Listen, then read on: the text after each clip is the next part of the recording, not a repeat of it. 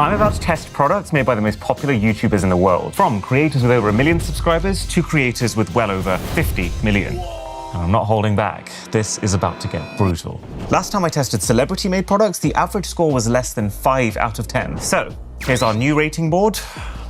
Get ready to lose some friends with me. Oh yeah, and best product gets a permanent place in our Hall of Fame. So let's start with the Clicks smartphone keyboard from Mr. Mobile, this legend of a tech reviewer with 1.3 million subscribers. Oh, whoa. On first glance, this actually kind of looks like a prank gadget. You remember when the iPhone 5 was slightly taller than the iPhone 4 and we were all joking that this is what Apple was heading towards? Yeah, this is a lot. There's no chance that this is fitting into your average pocket. And if you've got women's jeans, it's over. I feel like every time you take this thing out, it's gonna look like one of those magician's handkerchiefs that just keeps going. Does wireless charging still work? Technically, yes, but it's quite finicky now. And MagSafe is even more of a stretch. Like, technically works, but I wouldn't call this MagSafe compatible just because of how loose the connection now is. So this had better be a very good typing experience. I'm not really sure about this, to be honest. It is very BlackBerry-esque, which makes a lot of sense, since to make this, they actually worked with one of the designers of the BlackBerry Bold. But, and this is just my personal preference, all this reminds me of is why I choose not to use a BlackBerry anymore. Like, I do think over time you could get close to the speed of a virtual keyboard typing on this, but you're still never going to match it just because of the fact that there's a lot more resistance with a physical one. Oh, do you know the thing that I didn't factor in is that the phone is so heavy and you're holding it with your hands cramped down at the bottom here, so there is so much tipping force pulling it over. So, rating-wise, I wouldn't say this is garbage. I like that the keys have a built-in backlight. I like that you can still charge your phone while using the case. I like that not having to have a virtual keyboard can free up a lot of space on your screen. There will be users out there who love this thing so much that they'd be happy to put up with all of the compromises. Am I one of them? Probably not. Absolutely love the guy's videos, but the product, it's not really clicking with me. 4 out of 10.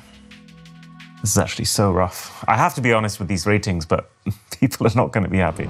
Now, if you don't know Hank Green, yes you do. He's one of the absolutely OG YouTubers, and he's got his fingers in a million different pies. You've almost certainly seen him on SciShow, his Vlogbrothers channel, or just explaining weird science concepts on TikTok. And his product is going to sound like a joke. It actually isn't. So this is for people who really struggle with 3D movies. You know, people who get headaches just by trying to watch them. So it converts them back into 2D with none of the blurriness that you would get from just taking your 3D glasses off. And I think it's pretty clever. So while 3D glasses receive a separate image to each eye, allowing your brain to combine the two images into one image that appears to have depth, these work by just receiving one of those images projected at you by a 3D movie and blocking out the other. Hank actually created them all the way back in 2010 when he wanted to go see Tron Legacy in 3D with his wife, who told him that she'd have to see it in 2D because 3D gives her headaches. So, unlike the vast majority of people who would have taken this as an opportunity to just go and see the film in 2D, Hank decided to instead create reverse 3D glasses so that they could both go to the 3D movie together. And you know what? On our 3D TV from 2014 that we spent a full day scouting for on Facebook Marketplace, it actually works. 3D movie, completely converted back, no blurriness. I've got mad respect for this. He identified a real problem, he built a very usable solution, he sells it for just $10. Straight to an 8 out of 10.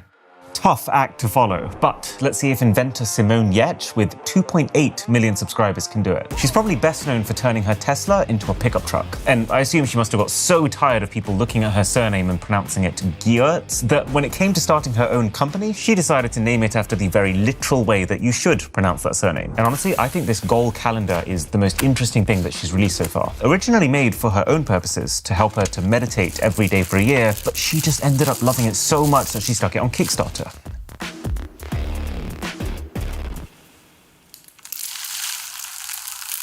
Ooh, that was one elite tier peel.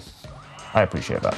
So in practice, it's a very simple product. You decide the thing that you're trying to do more of, and then as soon as you've done that thing for the day, you just tap on today's date, and it lights up, giving you this bird's eye view of how well you're doing across the whole year. And could you imagine like how wildly fulfilling it would feel sitting there on New Year's Day, tapping it for the final time and seeing every single tile in the year lit up. But then again, at the same time, how infuriating it would be to like miss one random day in February and have this permanent black mark hanging over you. Ultimately, I think this is really useful. It's essentially exactly the same thing as the habit tracker that we've set up in our gym for motivation, except unlike fiddling around with some stickers to mark when you've been, this uses technology to make that process even more frictionless. It has adjustable levels of brightness. These are actually 24-karat gold-plated capacitive touchpads for some reason. And even if you have a power cut, it actually saves your progress. So it's like pretty overkill for what's ultimately simple functionality, but if all you want is like the best of a habit tracker that isn't one of the thousands of phone apps you see advertised in between Instagram Reels, then I'd say she's made it. And that's a very cool thing for a YouTuber to be able to do. It would be cooler if these were physical keys, designed to be extra satisfying with their own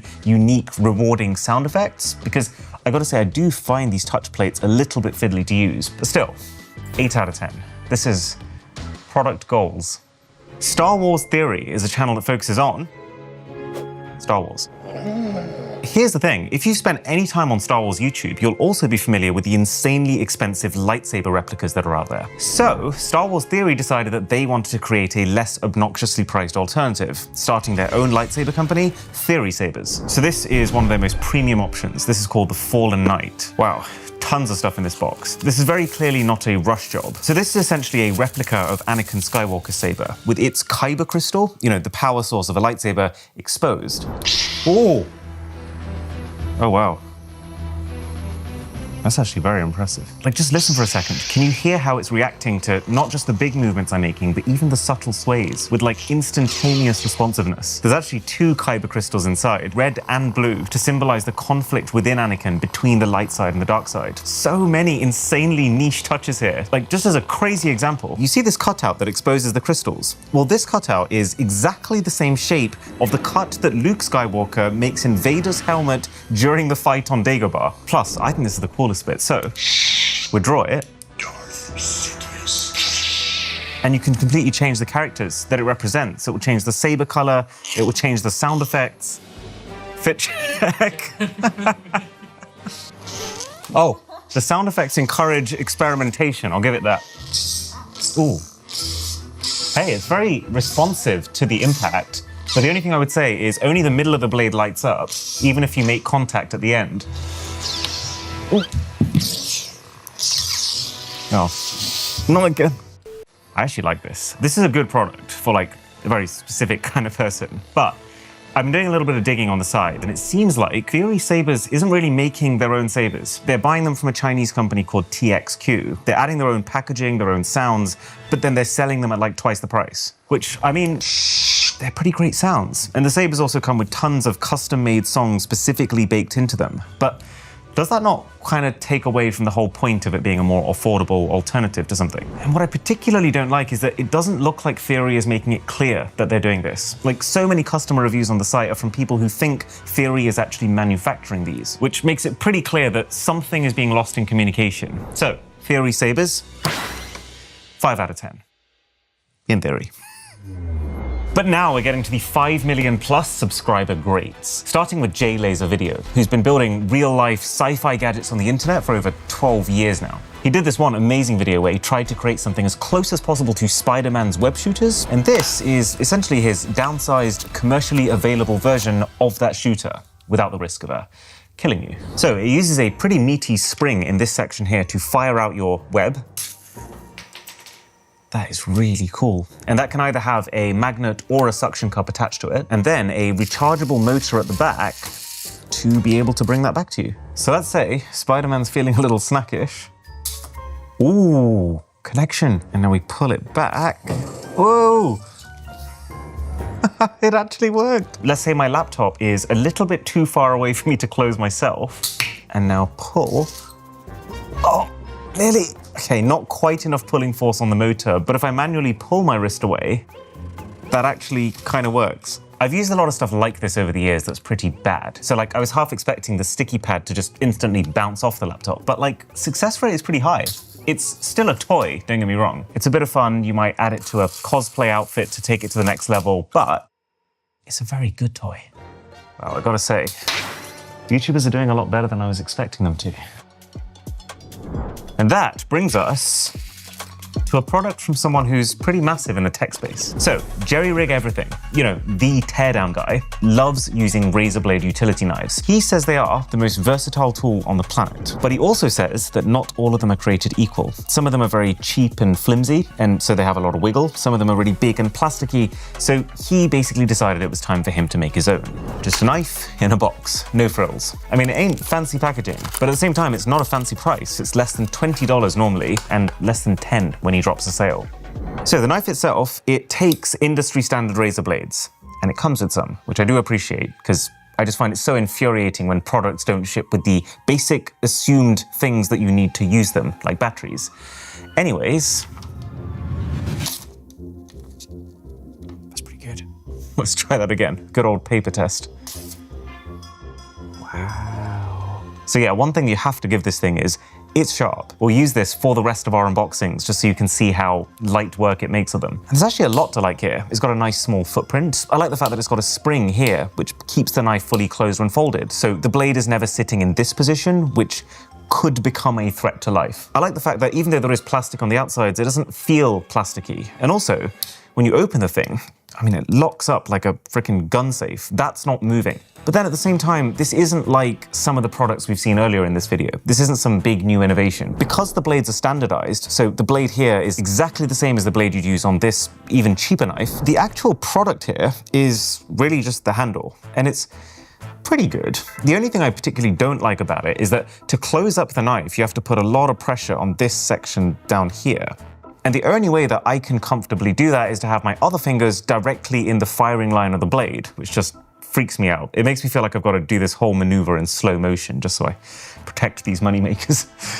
So I'm going to put this right in between 6 and 7, so 6.5. Now, while that tech YouTuber's product is very simple, very uncontroversial, the Anarch smartwatch is on the complete opposite end of the spectrum. So, Techzone is a very popular Indian tech YouTuber, and one of the very few who's not just released accessories of his own, but his own actual smart device. Feels good to actually have a sharp knife now. But this smartwatch, while initially receiving an incredibly strong reception, with Techzone's announcement video hitting basically 10 million views with over 500,000 likes for his immense ambition, then started to get roasted pretty bad once people actually got their hands on the thing. So what do I think? Well, I actually think the design is great. I think it's really impressive that as a piece of hardware, he's actually managed to make something that feels distinctive without looking tacky. The strap feels premium, the casing feels premium. I don't think that's a small feat. And while the software doesn't feel as premium, like as a very quick demo, Apple Watch, and now Anarch Watch. You can tell the difference, right? Plus, it's looking very likely that this operating system is not designed from scratch by Techzone. It's a skinned version of some existing Chinese software. You also do have to bear in mind two things. A, that unlike an Apple Watch, this isn't $400. This is like the equivalent of 80. And B, that it's insanely hard to do this. It's insanely hard for a YouTuber, someone whose specialty is content creation and who most likely will have a very small team to actually design and manufacture a tech product that's trying to compete with companies 100 times the size who've been in the game for a decade plus. So, what I think the vast majority of this rests on is, does this actually track reliably? Well, I have actually been wearing this side by side with my Apple Watch for the last few days, and in terms of activity, honestly, it gives me nonsense numbers. Like if my elliptical says that my heart rate is 100, the Apple Watch will pretty much always be no more than 1 or 2 off that. The Anarch is very regularly off by 10 to 15. That's not within normal margin of error. That's just wrong. And then in terms of sleep, I would say the Apple Watch is not perfect, but at the same time, it's 95% there. Like I have cross-checked this against a bunch of other sleep measuring devices like smart beds and sensors that go underneath your mattresses. And the Anarch produced such different results to the Apple Watch that honestly, it just feels like it's guessing. Like I know for a fact this day that I woke up at 8 a.m. This is telling me that I was still asleep at 8:48 somehow. And just generally, there's quite a few things here that could easily be ironed out with the Gen 2 product, but that persistently remind you that this isn't one. Like the metal here is constantly clanging against things. The screen can just blast out light at night when you move your wrist too much. So, while I really, really do respect the attempt, I'm going to have to say, not this time. Watch this space. Now, if you thought the J-Laser video web shooter was an impressive demo of someone creating fictional gadgets in real life, then I think the Hacksmith Industries lightsaber, based on the consistently improving full-size version that the guy's been working on in his videos for years now, has a pretty good chance of topping even that. So the packaging itself is designed to be used as a display stand. Oh, check this out. I helped develop the world's first lightsaber. That is great fan service. And then inside it all, here we go. Wow, it's like proper full metal construction. So, while these are both YouTuber-made lightsabers, they go about it in completely opposite ways. Theory have gone for the full-size $600 proper replica display model type route. Hacksmith have gone for miniaturized $99 blowtorch. All right. Whoa. Oh my God. Holy cow. I mean, on the full spectrum of how good or bad I thought this could have been, this is the higher end. It definitely feels like quite a bit more than just a lighter in a fancy body. Oh yeah, and do you want to know the coolest bit? You can also put these color-changing inserts into your saber to change the color of the flame, which work by adding certain salt crystals into the burn. So if I stick that onto there, and then... when it catches, can you see that? It's bright green. That is actually so cool, especially because of how similar that is to how a lightsaber's kyber crystal is meant to determine the color of the blade. Let's see what kind of power we're working with. Whoa! Woo! The speed that thing collapsed. It's actually a pretty serious piece of equipment. So what would I actually use this for in my day-to-day life? Honestly, probably like lighting candles, and that's about it. Would I keep buying these color change inserts? Probably not. They're like $14 for a pack of 12 and they last about 2 minutes. But is this a really unique product that's very cool, delivers on exactly what it sets out to without any major real compromises? Hell yeah. I am going to award it our first 9 out of 10. With almost 16 million subscribers now, it's Airac time. And I just want to say, seeing this, either this guy is like a master of marketing, or he has very literally reinvented cuisine. Because his product, Pizzafy, a sauce that, in his words, turns anything into pizza, is about as tantalizing of a prospect as it gets. So I actually got sent this one from Airac himself. I told him we were making this video and he basically just replied, say no more. And then this box showed up. So this is his Pizzafy sauce, and then I guess stuff to use it with. Wait, dried pineapple chunks. Oh, I suppose because pineapple pizza. Pringles, what's this?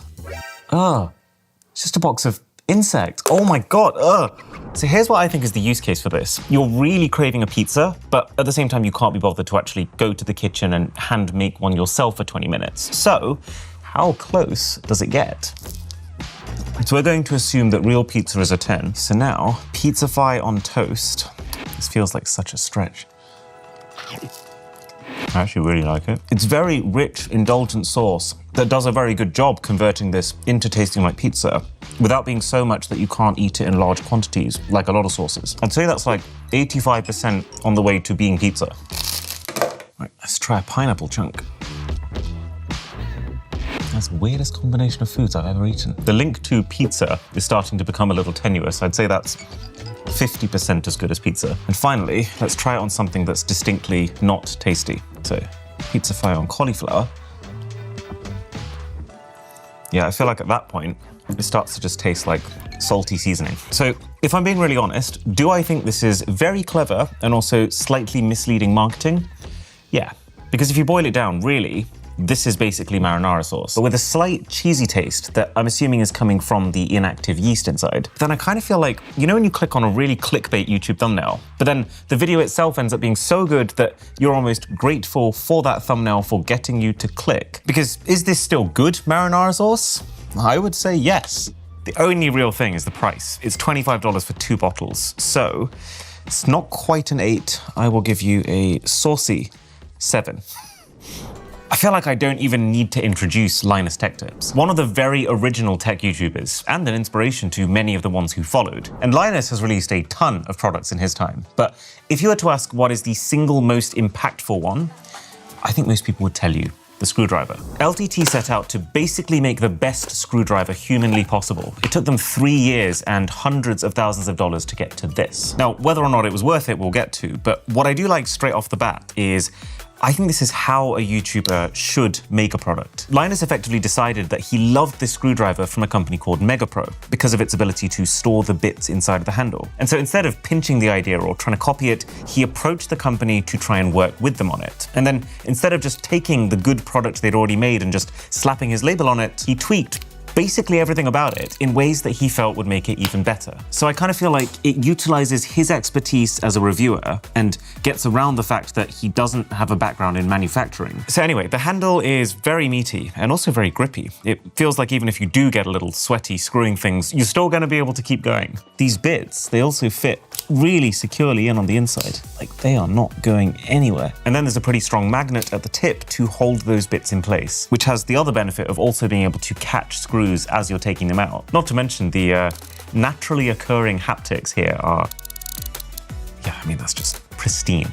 I think this is like elite tier YouTuber product. And not necessarily because they've worked harder than others, it's because I think they've worked smarter. Like, working with a company who makes screwdrivers day in, day out means that you no longer have to worry about all the little niggles that can crop up making your own product. So all Linus's team needed to do here is the fine tuning and making it even better. 9.5 out of 10. Right, Joyride Candy is probably the least techie thing in this entire video, but I just think it's so naturally interesting because the face of the brand is now Ryan Trahan, the YouTuber fast approaching 20 million subs. Because here's the thing, I love Ryan Trahan. We even did a video together. It was very fun, but I also have to admit it, I'm very health conscious. And so my spidey senses immediately perk up whenever someone says that something is healthy when it doesn't look or taste it. And this is pretty clearly candy that's being marketed as being healthy. They say no fake colors, they say no junk ingredients. And literally on the bag, it says 4 grams of sugar, no junk. Okay, I'm gonna go watermelon wedges. This is what I'd pick if I saw them all on a store shelf. Okay, first impression, it's a little sticky. Feels wet. I wouldn't exactly call it big flavor, like it says on the packet here. It's actually pretty small flavor. I wouldn't say it's incredibly sweet. I wouldn't say it has that kind of sharp tanginess of like a Haribo, but that's not necessarily a complaint. Like, I generally prefer more neutral flavors. So this is exactly the kind of thing I would naturally gravitate towards anyway. So the flavor's pretty good.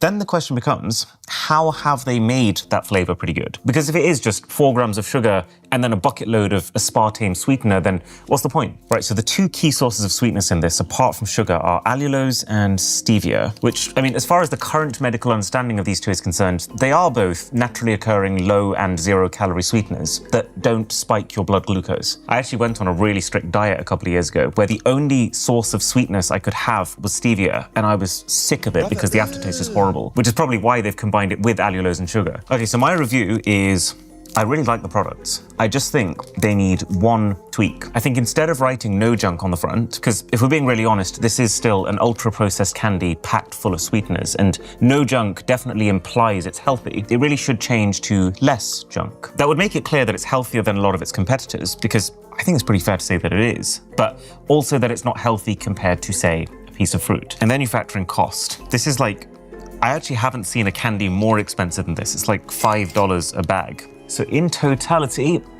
Joyride gets a 6.5 out of 10. Do I have to?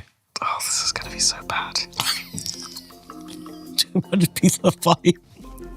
They're great products on their own, to put them together. Now, I probably don't need to tell you that Marques Brownlee, MKBHD, launched a wallpaper app at the end of 2024 because the backlash from it ended up spiraling into something far bigger than even the original announcement. People questioned the price, a $50 per year subscription for wallpapers. People questioned the privacy of their data, with the app asking for a lot more permissions than you'd expect for a JPEG downloader. And then just the general question of who even asked for a wallpaper app in 2024? So now that all that's died down, now that the app's had some updates, what I want to do is to download it and see if it's actually good. So booting it up for the very first time, there are still permissions, but this now does look like the base minimum that you would need for an app that has adverts and that needs to be able to save stuff onto your device. So then it asks you to pick 5 artists that you like. So far, I mean, pretty good experience. Wallpaper apps generally have, ironically, some of the worst user interfaces. This is pretty nicely organized and animated. And at this point, you are basically just in a feed. Every now and again, you'll see a collection that you have to pay for.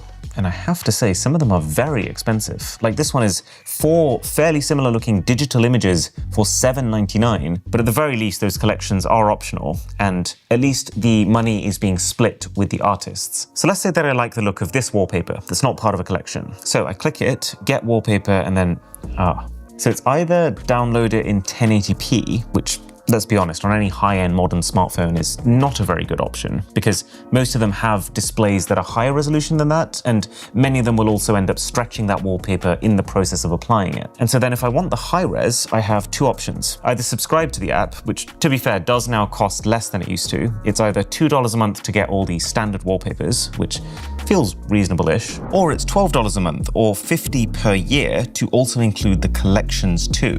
$50 a year feels understandable. 12 a month feels like too much. Or the final option to get your full res wallpaper is you click here. Wow, that's over 30 seconds of full screen ad. Okay, so clearly this isn't perfect. This isn't some miracle app that instantly gives you all the best wallpapers for free, but I do think the interface is slick. I think the average wallpaper quality is pretty high. And the most important thing is it doesn't feel like I'm getting hustled. You know, there's so many free apps which will display one of these full screen ads every time you click the back button, whereas it doesn't feel like they're trying to hide what this is. So I would give Panels a solid 6. He's clearly listened to feedback and he's tried to improve it.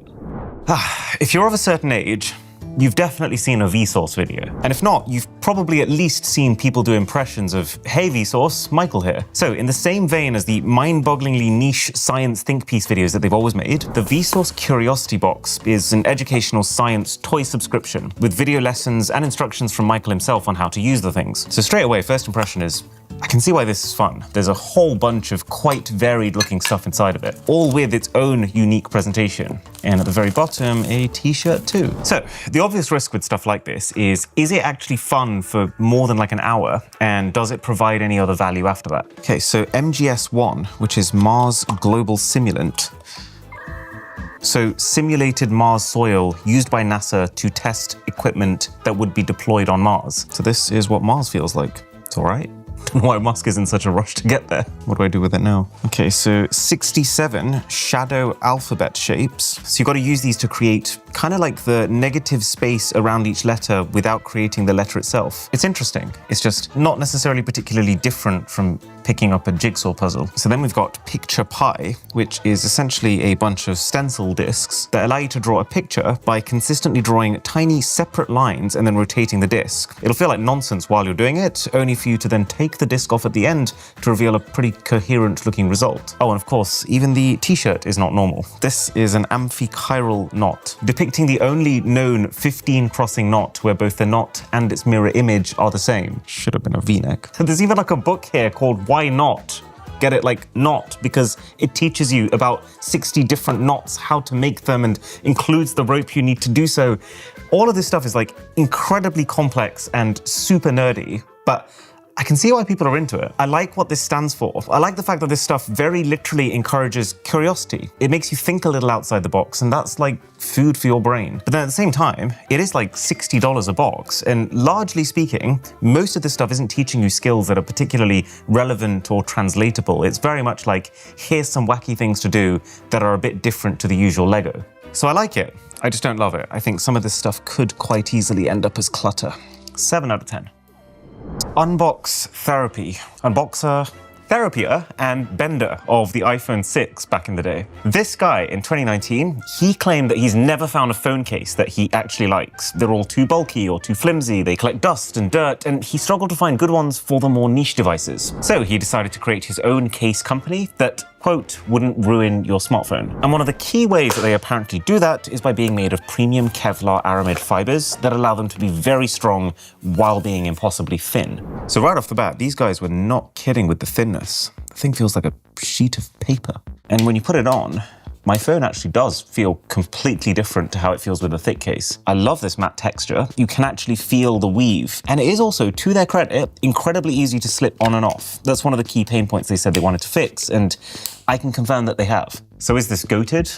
Well, not immediately, because for starters, I mean, how often do you need to take your case off? I don't think I've done it in about 3 months. I don't think this later case looks the best. It's very gappy around the sides, and it makes the cameras resemble a fidget spinner. Plus, because it's so thin, it doesn't have any magnets in either, so your MagSafe is a lot weaker than it is on something like this.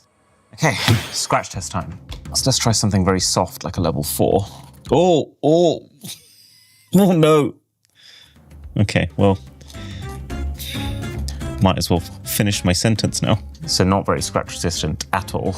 Okay, time to drop test. And I'm not doing this to go higher and higher and see which one of these breaks first, because looking at the size of this case, the answer is pretty obvious. It's more a question of, if you drop a phone with this case from a normal height that most people might, will it survive? So, 3, 2, 1.